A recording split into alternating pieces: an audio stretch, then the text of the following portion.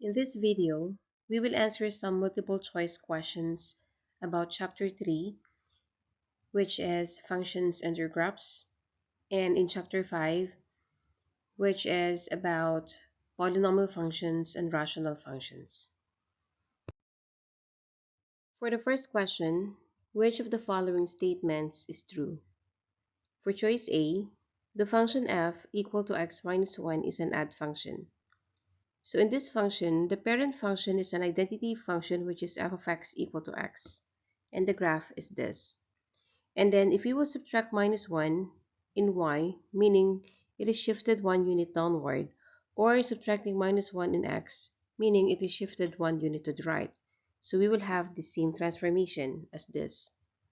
And for a function to be an add, the symmetry must be at the origin. And you can see that this red line is not symmetric with respect to the origin.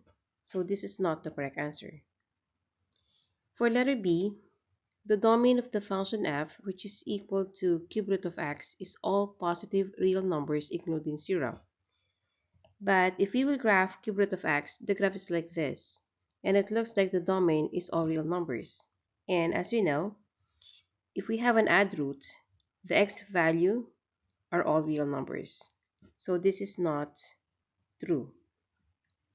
For letter C, the number of turning points of any square functions like f of x equal to ax squared is at most 2. So if we would give an example of square function, so we know that the graph of a square function is a parabola. And we can see in the graph that there is only one turning points.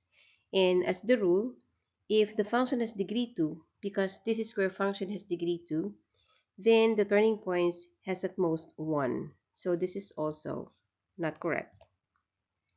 For letter D, the end behavior of the function equal to x cubed is such that x approaches negative infinity when y approaches to minus infinity, and x approaches to positive infinity when y approaches to positive infinity. If you will remember the graph of this function f of x equal to x cubed, the graph is like this. And as we can see, when x approaches to positive infinity on the right, then the function is increasing upward, so it means it approaches to positive infinity. And when x approaches to minus infinity on the left, then you can see that the function is going down, which is approaching to minus infinity. So this one is correct. So letter D is the correct answer. For question number 2, which of the following statements is true? For choice A, the range of the cubic function f of x equal to x cubed is from 0 to infinity. If we will recall the graph of this parent function equal to x cubed, the graph is like this. And as we can see in the graph, the range is from minus infinity up to positive infinity. So this is not the correct answer. For choice B, the range of the square function f of x equal to x squared is from negative infinity to positive infinity, meaning all real numbers.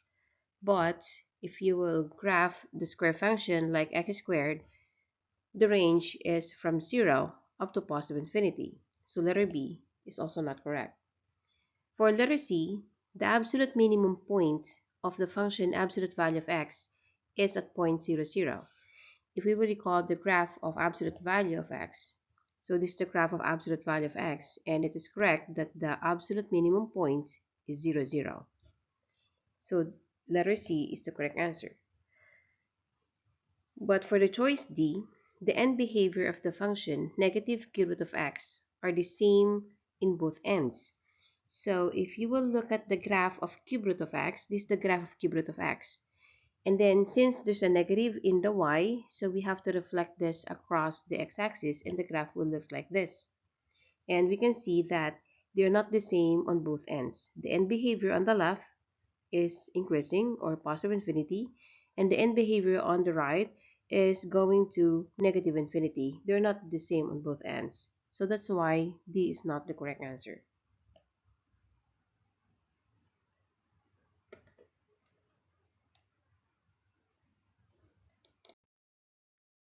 For question 3, which of the following statements is not true or a false statement? For choice A, the graph of polynomial function of even degree has the same end behavior on both sides. So as we know, in the polynomial function with an even degree, the end behavior graph can be like this or the other one. So letter A is a true statement. So it is not the correct answer for this question. Letter B, the graph of the function given as this behaves like power function f of x equal to negative 1/2 x to the 8. When you say power function, meaning we will find the leading term of this function. But instead of expanding this, we have to identify the leading term of every term. So like in the first term is negative 1/2 x, so we will consider negative 1/2 x. And then for the second factor is x minus 1 power 4. So the leading term for this is x power 4. And then for the third factor, it's x minus 4 power 3. So the leading term here is x power 3. Then multiplying all of this, we will get negative 1/2 x power 8. So that is the power function or the leading term of this function. So it means to say this is a true statement. So this is not the correct answer for this question because we're looking for a false statement. For letter C, the graph of the function, which is equal to that, crosses the x-axis at x equal to 0 and 4.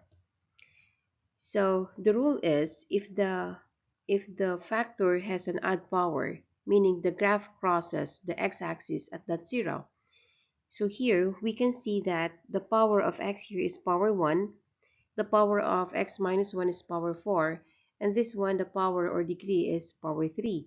So if we will look at the add power, it comes from this x power 1 and x minus 4 power 3. So the zeros here are 0 and 4. So it means it is correct that the graph crosses the x-axis at this x equal to 0 and x equal to 4 because their powers or degree are both an odd power. So this is a true statement. So this C is not the correct answer for that question. For letter D, a polynomial function can have more than one y-intercept. But as we know, to be a function, it must have only one output or only one y-intercept. So this is a false statement that we're looking for this question. For question number 4, which of the following statements is correct about an even function? Letter A. The graph of the function x to the fourth minus 5x squared plus 4x is an even function. As we know, in the polynomial function, if every term has an even degree or even power, then the function is even. But in this last term, the power of 4x or x is an odd power, which is 1. So A is not correct because the function f of x is not an even function. Letter B. If g of x is an even function, then g of x plus 1 is also an even function. So let us create an even function. So assume an even function is an absolute value of x. And then if we will shift 1 unit upward, the graph will look like that. And still, that is an even function. So letter B is correct. For letter C, if f is an even function, then f of x minus 1 is also an even function. So let us adopt the same absolute value of x or the same graph of an even function. Then f of x minus 1, the graphing transformation here is 1 unit to the right. So let us shift this absolute value function 1 unit to the right. And you can see that this is not an even function anymore. So this letter C is not correct. And then for letter D, the interval -3, -1, union 1 to 3 could be the domain of an even function. So if we will plot this in the real number line, 1 to 3 is this interval, and then -3 to -1 is that interval. And you can see if you will base on the 0, so there's no symmetry on the y-axis, so this is not an even function. Because to be an even, this should be a closed point, or this one must be an open point. So this is not correct. For question number 5, which of the following represents a polynomial function? For letter A, the function is x squared plus the square root of 5x minus 4. A polynomial function is a function where the powers of the variable are non-negative integers, such as 0, 1, 2, 3, and so on. So letter A is not a polynomial function because of the second term, since x is to the power 1/2. For letter B, the function is x plus absolute value of 5x minus 4, and again, this is not a polynomial because of this absolute value. And for letter C, the function which is equal to square root of 5 is a polynomial function because the power of x here is 0. So C is the correct answer here. And then for letter D, the function is x cubed plus 1 over x. This is not a polynomial function because of this last term is 1 over x. The power of x here is a minus 1. So in this question, the answer is C.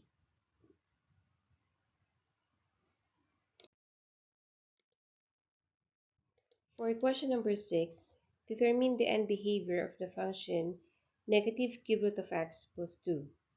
So if we will recall the parent function of this function, so we will have the graph of cube root of x. And then if you multiply negative in the y, so the reflection is about the x-axis and the graph will look like this. And then shifting 2 units up, the graph will be like that. So as we can see, as x approaches to positive infinity, the graph or the y function is decreasing or approaches to minus infinity. And then when x approaches to minus infinity, the graph is increasing or the y is increasing, so y approaches to positive infinity. So the choice here is letter D.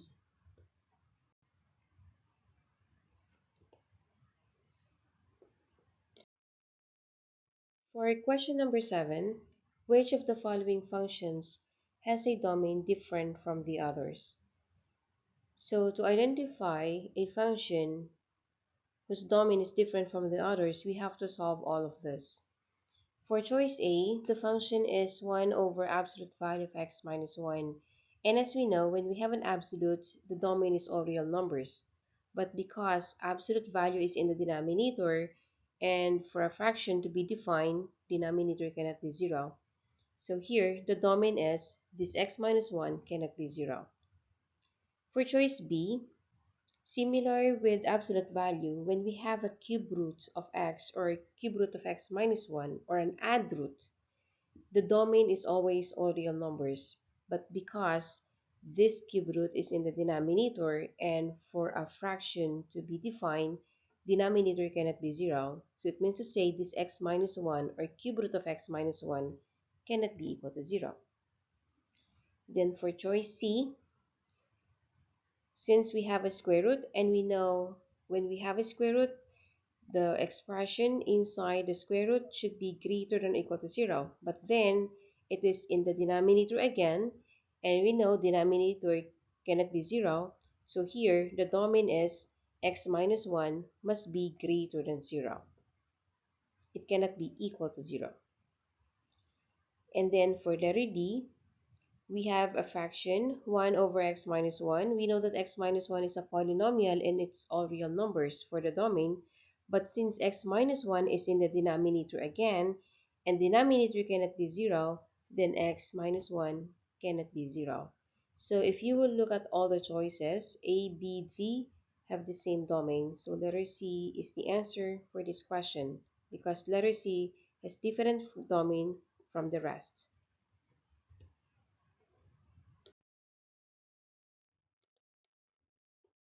For question 8, which of the following functions has domain of all real numbers such that x is greater than 3? So for choice A, the function is square root of x minus 3. And the rule under the root, the expression inside the square root must be greater than or equal to 0. So the domain here is x greater than or equal to 0. Then for choice B, the function is square root of x minus 3. So the same as letter A, since there's a square root, and the expression inside the square root is x minus 3.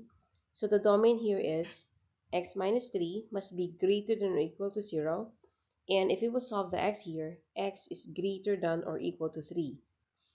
Then for letter C, the function is a fraction with square root on the denominator. So here, we have a rule on the square root that x minus 3 is greater than or equal to 0, just like letter B. But then, since this is in the denominator, and denominator cannot be 0, so we have to remove the equal sign in this inequality.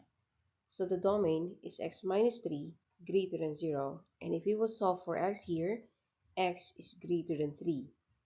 And then for letter D, so we have a fraction or a rational function.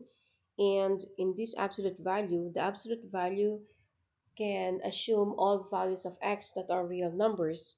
But then, since it is in denominator and denominator cannot be 0, so x minus 3 cannot be equal to 0, or x cannot be equal to 3. So to answer this question, the correct answer is letter C, because this is the only function whose domain is x greater than 3.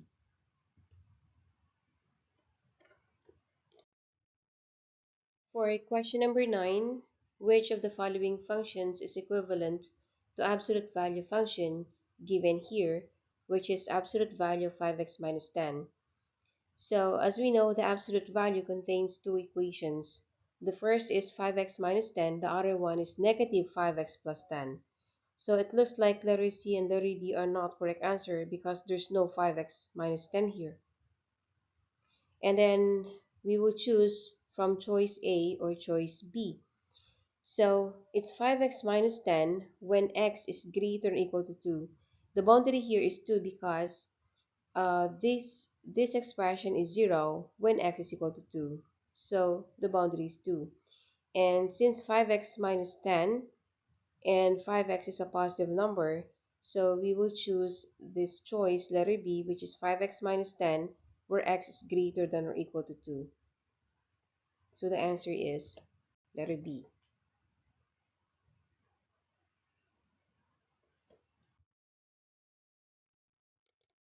For question number 10, if the x-intercepts of the graph of the function f are negative 3 and 5, then what are the x-intercepts of the graph of the function g with transformation of f as negative f of x minus 1 plus 2?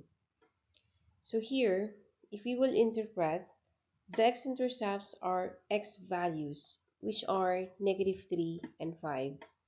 Then with this graphing transformation, if we will start with the transformation of replacing x by x minus 1, so it means there's a shift 1 unit to the right, and in the function, we will add 1 in x.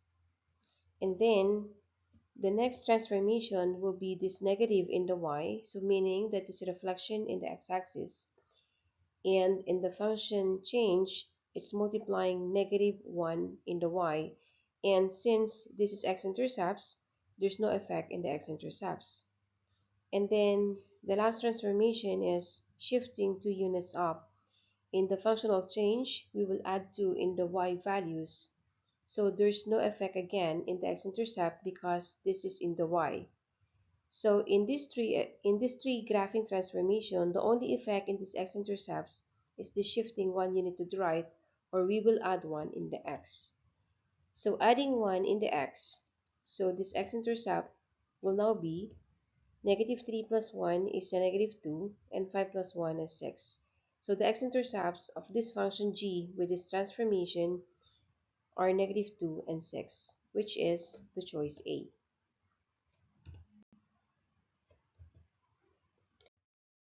For question number 11, if the range of the function f is in the interval negative 1, 4, negative 1 not included and 4 included, then what is the range of the graph of the function g with graphing transformation from f as negative of f of x minus 1 plus 2?